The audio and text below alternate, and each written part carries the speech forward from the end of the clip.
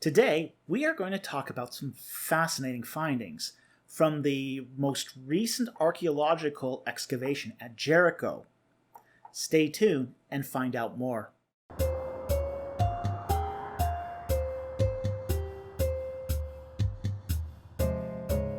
Today, we are going to talk about the latest findings from the excavations at Jericho. If you like this channel and wish to help, please hit that subscribe button because it really matters to us. And if you want to help us financially, please consider becoming a Patreon member or perhaps by purchasing my book that just came out on the Ark of the Covenant in its Egyptian context at Illustrated Journey, available at most major book retailers. Okay, so today we're going to talk a little bit about Jericho. Now, Jericho is a bit of a controversial site. It was excavated by Garstang, and then it was re-excavated by Kathleen Kenyon. And Kathleen Kenyon did probably the most thorough excavation of the site. And she discovered at Jericho a Middle Bronze fortification city that dates to 1550 BC. And then on top of that, she found an Iron Age city. Now, this has led to some issues because Jericho was claimed to have been destroyed by Joshua. And the dating here has always been a problem for us, for the whole Jericho narrative. Because the Middle Bronze fortifications are just too old. A 16th century date for the destruction of Jericho is way too old. So a lot of people have tried to redate those finds at Jericho to try to make them more in line. So for example, Bryant Wood has tried to redate the pottery typology at Jericho to a 15th century date to make the Middle Bronze fortifications fit with an early conquest date. Now, nobody is really buying that redating of the typology. So, typically what has happened is scholars have taken sort of two routes with dealing with Jericho, which is to say that Joshua's conquest of Jericho is a myth, or that we need to somehow find a way to redate it, or maybe Joshua's conquest comes much, much later in the Iron Age. None of these are really satisfactory solutions. Now, when we look at a site like Jericho, the site is badly degraded. There's a lot of erosion there. It has had some poor excavation practices in the past. It's not a great site. But the problem is also compounded by the fact that Hazor actually is a really pristine site. And the excavations at Hazor have shown that the city at Hazor had constant occupation from the 16th century all the way to the end of the 13th century. So we got a problem here, and one of those problems is exacerbated by attempts to redate the Middle Bronze city. Now, what is a Middle Bronze city? I think that's really sort of important to define. What is a Middle Bronze fortification? In the ancient Near East, city walls were of one of usually two designs. Usually it was called a Middle Bronze fortification or a Iron Age fortification. A Middle Bronze fortification is basically big, massive blocks that are piled one on top of each other to form a single wall, a big, thick wall. They're beautiful, but they're incredibly hard to maintain and build. During the Late Bronze, Early Iron Age, a new kind of wall took over, which was called a casemate design, which is actually two small walls with rubble filled in between. Now, what we find at Jericho City 4 is a Middle Bronze fortification. Now, this has led to some problems. The first problem is that it doesn't fit well with the Rahab narrative. When Joshua comes and conquers Jericho, he gets the help from Rahab, the prostitute. She is living inside the walls, literally in the wall. That's where she's made her home.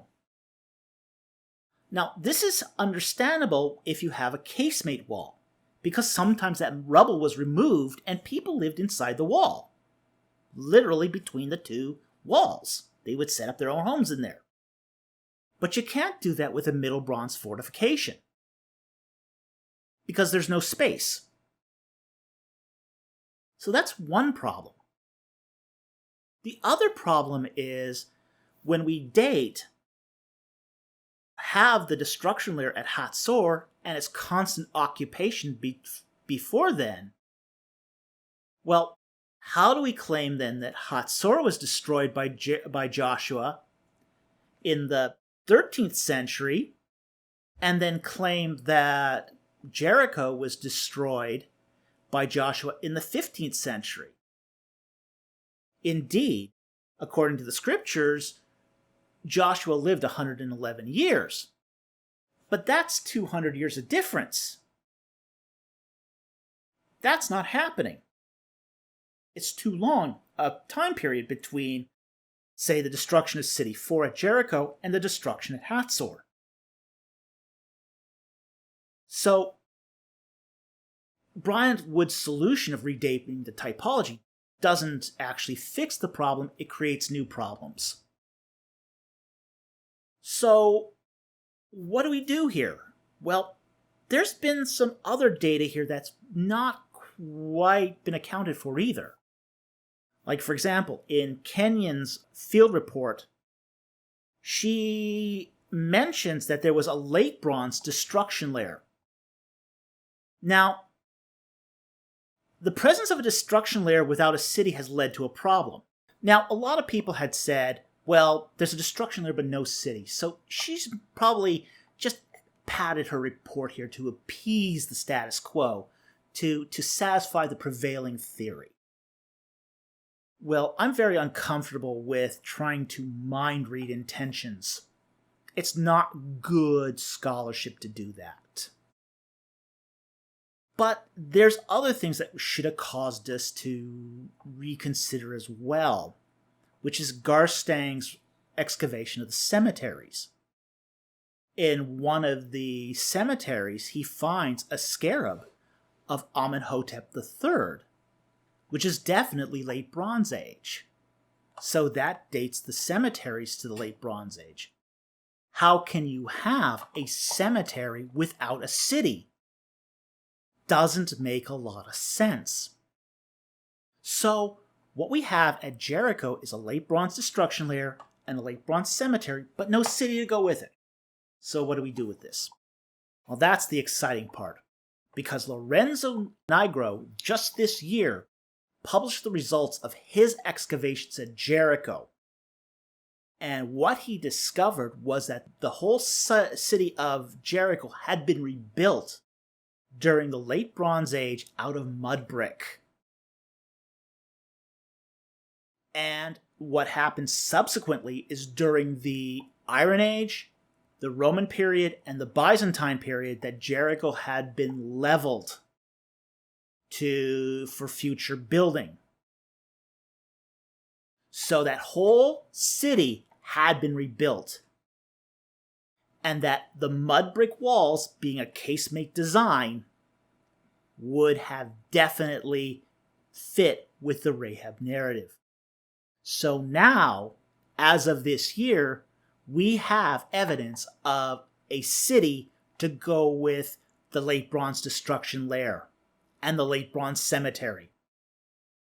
The importance of this is now we have a late Bronze destruction of a city at Jericho that now matches the Late Bronze destruction at Hazor. Both of those could have been destroyed by Joshua and could easily fit in one lifetime. So now it has become a viable alternative to, say, the skepticism of, saying, well, Joshua's just a myth.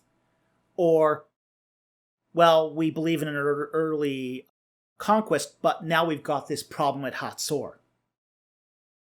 So this way we can have consistency in our biblical narrative as far as the conquest goes.